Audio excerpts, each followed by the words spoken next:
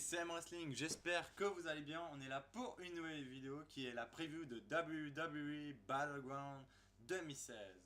J'espère que vous allez bien, moi ça va, je suis super content et j'ai hâte de voir ce pay-per-view. J'espère ne pas être déçu. Avant de vous laisser l'intro, j'espère ne pas être déçu comme je l'ai dit. Et j'espère que je me régalera devant ce pay-per-view. Allez, c'est parti!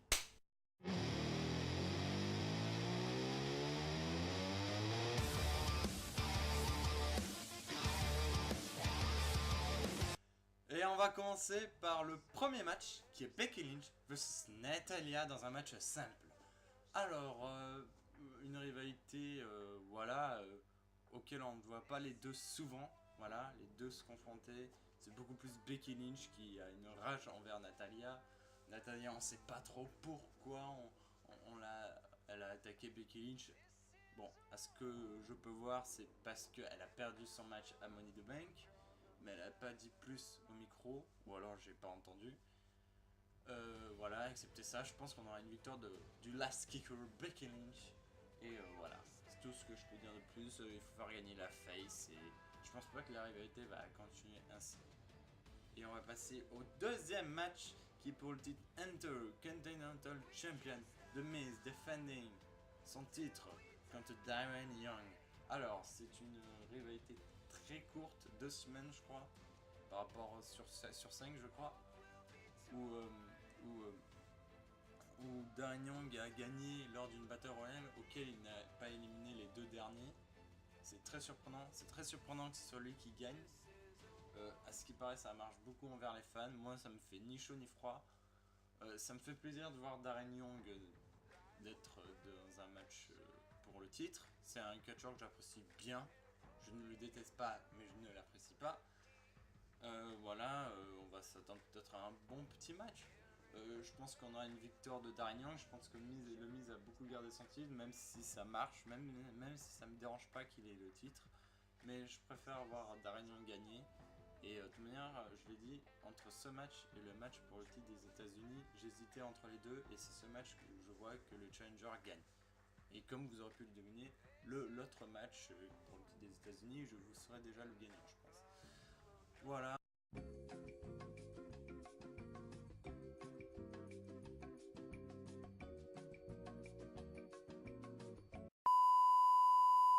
Il a 10 ans de plus, on va pas passer 10 ans, mais voilà. Pas le temps de niaiser. On va passer au prochain match qui est The New Day contre la White Family, pas pour le titre tag team qui ne sera pas défendu malheureusement pour une fois de plus. Voilà, une rivalité assez bonne, voilà, elle n'est pas extraordinaire, même si j'ai adoré la bagarre dans la forêt, invitée par les New Day de la White Family. J'ai vachement aimé, j'ai trouvé ça génial, ça avait une atmosphère différente, c'était particulier, on voyait pas les New Day comme ça. Voilà, les New Day en faisant les petits rigolos qui essaient de faire comme la Wyatt Family, voilà. La Wyatt Family qui essaye de faire tourner la veste de Xavier Woods, ça marche pas. Voilà, une bonne rivalité, il y a de bonnes petites choses, je me suis pas ennuyé devant cette rivalité. Franchement, c'est un gros plus, j'ai vachement bien aimé cette rivalité. Il y aura une victoire de la Wyatt Family, je pense. Et on aura Wyatt Family contre les New Day à SummerSlam, auquel on verra la Wyatt Family qui gagne. Alors si c'est pas la Wyatt Family qui sera à SummerSlam, pour moi je pense que ce sera la Team Soft. Mais voilà, pour moi je pense que ce sera plus la Wyatt Family parce que vu comment elle est super la rivalité, s'il y a une suite, je serai un homme heureux en voyant ça. Bref, on va passer au prochain match qui est Sasha Banks avec sa coéquipière Mystère ou contre Charlotte et Dana Brooke. Une rivalité assez, comment dire ça, normale. C'est une rivalité un peu comme si c'était Charlotte contre Sasha Banks. Si on aurait eu Charlotte Sasha Banks, ça n'aurait rien changé. Sauf que le match est un tag team. Voilà, c'est pour garder le match Sasha Banks contre Charlotte à SummerSlam. Et la preuve, on l'a encore vu dans le draft où les deux étaient dans le même roster. Voilà.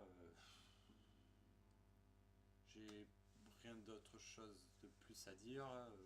Bon, ça ne voulait rien dire ce que j'ai dit. J'ai pas d'autre chose à dire de plus. Voilà, il n'y a eu que des combats entre Sasha Banks et Dana Brooke, carrément. Que ça. Voilà. Alors, je parlais de la coéquipière mystère vite fait, qui sera pour moi, je pense, plus Bayley. Même si elle dément Sasha Banks dans une Q&A, je pense que c'est pour garder la surprise. Et alors, si ce n'est pas Bayley, je dirais Paige. Mais je suis plus pour Bayley. Voilà. C'est tout ce que je peux dire de plus. On va passer au prochain match qui est pour le titre des États-Unis. Rusev Machka, défense sentie des États-Unis contre Zack Ryder. Wouh, wouh, wouh. Voilà. Je parie sur une victoire de Rusev, comme je l'ai dit pour le match pour le titre intercontinental. Voilà, j'apprécie énormément Zack Ryder. À chaque fois que je revois Zack Ryder, je suis hyper content de le voir. C'est un catcheur que j'ai beaucoup apprécié dans mon enfance. Voilà, je pense que le match sera bon, ouais, bon, les autres matchs seront bons aussi, je pense, mais celui-là, bien, j'espère qu'il y aura un petit niveau au-dessus de ce match. Parce que je suis sûr qu'ils peuvent proposer, Zack Ryder peut proposer de super bonnes prestations. Voilà, la rivalité est courte aussi comme celle de Darren Young The Miz, voilà, c'est Zack Ryder qui provoque Rusev et c'est Rusev en répondant oui. Voilà, pour moi, Rusev va gagner parce que je pense que Zack Ryder va perdre, malheureusement, mais bon, le titre de Rusev est encore court pour l'instant. Voilà, je pense qu'il va se mettre avec son coéquipier d'NXT qui est Mojo Rawley et ça va faire les hype bros et j'espère que ça va marcher pour la suite. Voilà. S'il n'y aurait pas eu Roger Mollet, peut-être que j'aurais dit Zack Ryder gagnant. Mais vu que vu que je tourne la vidéo après la draft, et heureusement parce que ça me fait ça me joue beaucoup sur des choix de match et sur des scénarios de match. Voilà, c'est tout ce que j'ai de plus à dire. Et on va passer au prochain segment. C'est un segment cette fois-ci. C'est un highlight reel de Chris Jericho avec comme invité spécial Randy Orton.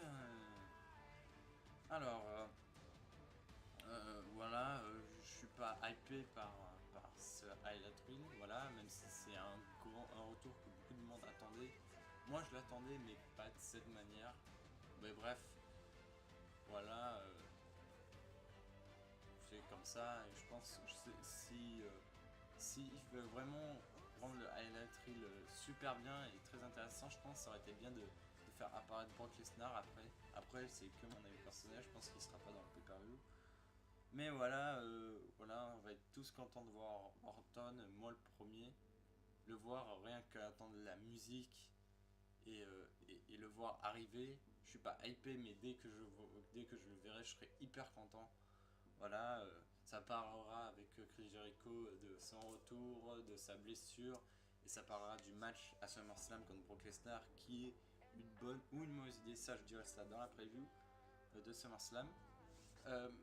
Voilà, c'est tout ce que j'ai de plus à dire. Bah, j'espère voilà, qu'on aura vraiment le retour de Randy Orton et j'espère ne pas être déçu par la suite, qu'il aura Randy Orton et pas se blesser. On va passer au prochain match qui est John Cena vs. Pardon. On va recommencer. John Cena et Enzo Amore et Big Cass contre le club. Alors, une victoire de Cena, Enzo Amore et Big Cass. Pourquoi? Parce que le club, lors du draft à SmackDown Live, AJ Styles était à SmackDown et le club était à Raw. Et là, je vais vous dire, il y a une grosse surprise, du moins pour certains. Il y a eu Finn Balor dans le roster principal qui est arrivé et qui est à Raw comme Luke Gallows et Karl Anderson. Après, vous pouvez imaginer la suite, je pense que vous le savez. Lors du match, pour moi, je pense qu'il y aura une intervention de Finn Balor et Karl Anderson et Luke Gallows trahiront AJ Styles et il aura perdu sur un pin de John Cena. durant le match. Et voilà, on aura Styles contre Cena à SummerSlam, même si au niveau de la trahison, sur Twitter, Karl Anderson aurait dit même le club à SmackDown ou à Raw, on sera toujours avec AJ Styles, ce qui est pour moi faux. Après voilà, voilà c'est tout ce que j'ai à dire. Plus si ça servirait à rien de faire gagner le club, parce que sinon ça ferait gagner la rivalité dès maintenant, et je pense qu'on peut vraiment avoir un super bon match à SummerSlam, mieux que j'espère à Money in the Bank. Voilà, on va passer à l'avant-dernier match qui est Sami Zayn, The Underdog, contre Kevin Owens. Alors, oh, je pense qu'on aura une victoire de Kevin Owens parce que je pense qu'il faut terminer la rivalité. Voilà, il faut terminer la rivalité, comme je l'ai dit. J'ai dit il faut terminer la rivalité, mais il faut, oui, ouais. Effectivement, c'est moi qui me trompe. Voilà, j'espère vraiment que ce soit Kevin Owens qui gagne. J'espère un meilleur avenir pour Owens après, pourquoi pas le titre suprême.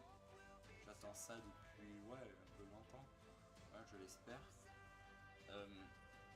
Voilà, une rivalité normale qui suit dans la logique de leur rivalité de Payback. Sauf que entre Payback et Battleground, il y a eu des matchs avec plusieurs catcheurs. Voilà, ça n'a pas pu faire beaucoup avancer la rivalité. Mais on a toujours vu les deux. Personnellement, ça me saoule pas comme ce que dit Cora. Je n'ai rien contre Cora. Mais voilà, je pense qu'on aura un très très bon match. Voilà, j'espère ne pas être déçu de ce match. J'espère ne pas être déçu de cette fin de rivalité. J'espère que ça va se finir d'une bonne manière. Pop. Et voilà, Owens va gagner. J'espère pas une controverse, j'espère pas une interruption. Bref, voilà, c'est tout ce que j'ai à dire de plus sur cette rivalité. Voilà, cette rivalité était géniale, j'ai bien apprécié, mais elle n'est pas extraordinaire parce que je trouve ça pas extraordinaire. Mais par contre, le highlight reel qu'ils ont fait entre les deux, où ils ont parlé au micro, j'ai trouvé ça super génial. J'ai beaucoup apprécié. C'est le deuxième que je préfère, c'est le deuxième moment que je préfère du mois. Mon deuxième moment que je préfère entre Money in the Bank et Battleground. Le premier c'est avec les New Day et la White Family où ils se bagarrent dans la forêt, mais ça c'est mon deuxième moment préféré, c'est quand les deux ont parlé et j'ai beaucoup aimé ce que Owens a dit au micro. Et voilà, et c'est tout ce que j'ai à dire de plus sur la rivalité.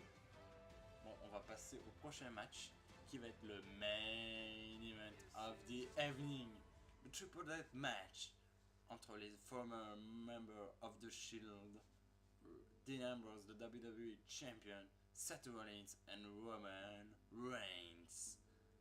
Alors, une rivalité qui s'est forgée que sur Ambrose et Rollins parce que Roman Reigns a été suspendu. D'ailleurs, un truc qui m'énerve, c'est qu'on ne sait pas pourquoi. Bref. Par contre, avec Roman Reigns, on dit ce qu'il a dit, entre parenthèses, c'est pas officiel, mais on dit pas pourquoi. Bref, je vais pas m'attarder sur ce sujet. Voilà, une bonne rivalité, ça s'est concentré que sur cette Rollins et Ambrose, même si AW a été malin de faire avec Rollins, à attaquer Roman Reigns sans dire non, on veut pas le mettre, je veux pas qu'il soit dans le triple threat match, je veux un contre Dean Ambrose à Battleground, etc. En se moquant de Roman Reigns, par exemple dans le Rollins Report, que j'ai personnellement pas kiffé, voilà. C'est divertissant, je suis d'accord, mais ça m'a pas. Je sais pas trop ça génial, voilà. C'est très sarcastique, voilà. C'est un peu le but du c'est normal, voilà. Bref. Désolé pour la coupure, j'avais reçu un appel, désolé. Visé par rapport au Rollins Report, voilà, je sais pas si j'avais fini ma phrase, je peux pas savoir en avance. Bref, voilà, la rivalité est, voilà, comme je l'ai dit, concentrée sur Rollins et Ambrose. Je parlais que de Roman Reigns et Rollins, mais j'oublie un peu Ambrose qui est pour moi, voilà, c'est un règne génial. J'ai beaucoup apprécié le règne de Ambrose, voilà, ce côté foufou, ce côté champion combatif, voilà.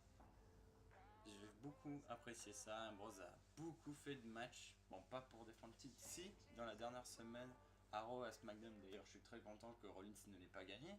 Parce que voilà, ça gâcherait un peu Ambrose. Je préfère largement voir Ambrose gagner le titre. Perdre le titre pendant un Battleground. Voilà, voilà, et après je vais passer par mes pronostics. Attention, je vais peut-être être le seul taré à penser à ça. Alors, c'est seulement un petit détail. Si Roman Reigns est heel, je parie sur Roman Reigns. Si Rollins... Attends, merde, je mélange, je recommence. Si Roman Reigns est heel, c'est Roman Reigns qui gagne. Si Roman Reigns est face, Rollins gagne. C'est pas plus compliqué que ça. Je ne peux pas être aussi précis parce que si je dis que c'est Roman Reigns qui gagne, j'ai peur que ce soit Seth Rollins. Si je dis que c'est Seth Rollins qui gagne, j'ai peur que ce soit Roman Reigns. Du coup, je préfère choisir vraiment deux choix. Deux choix, tout dépend de l'attitude et du comportement de Roman Reigns. Mais personnellement, je préférerais vraiment que ce soit Roman Reigns qui gagne. Mais je ne veux pas miser une pièce sur ça. Voilà. J'espère qu'on aura un très bon match entre les anciens former Member of the Shield et pourquoi pas Ambrose gagnant parce qu'il est à SmackDown et je vois mal SmackDown avoir le WWE Championship après si nous le mettent à SmackDown, incroyable. Mais bon, après on sait jamais avec le WWE. Bon bah j'en ai fini avec cette preview. J'espère que la preview vous a plu. Abonnez-vous si vous voulez, mettez un j'aime et commentez pour la preview de vos avis sur Battleground 2016. Je vous laisse. Ciao.